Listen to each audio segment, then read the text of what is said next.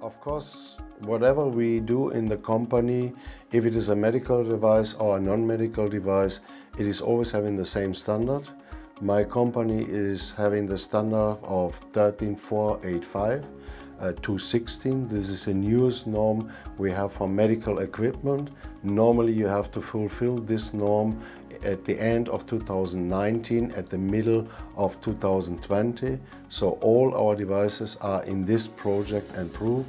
So we have a new safety test which is called 6601, and we have new medical clinical evaluation which is on the newest standard. That means we must have responsibility on the market, we must have a pre-market research if there are other devices who are making trouble, or if there's any risk for the client.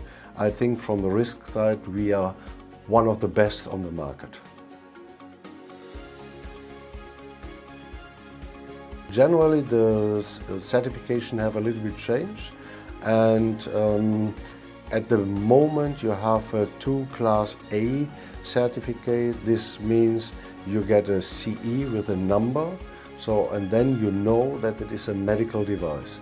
All medical devices are certificated as MDD, but this will change at the end of the year. It will change to MDR, Medical Device Regulation. That means there must be a risk management behind. Every authority will exactly know if I have calculated all possibilities that something can happen to the client.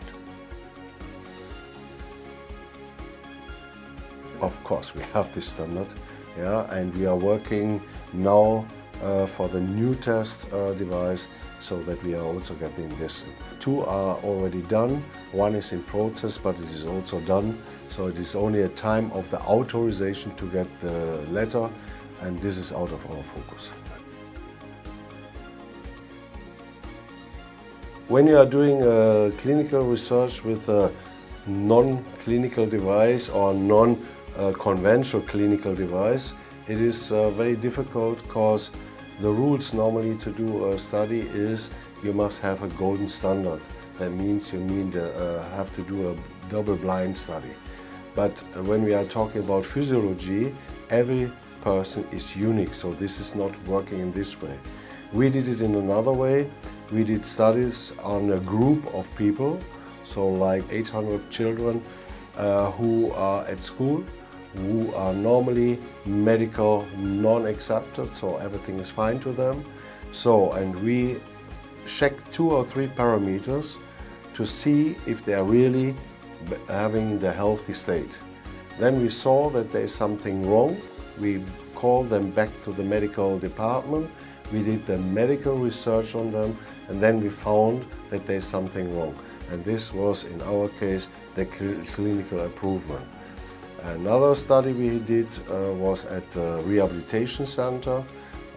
More than 500 clients are staying in the center, and we proved with lab tests, with X-ray, whatever, if the diagnostic we found with our machine is also existing in other machines. So by this way, I think we did it. And the whole basic of the machine is bioimpedance, and bioimpedance is well accepted all over the world.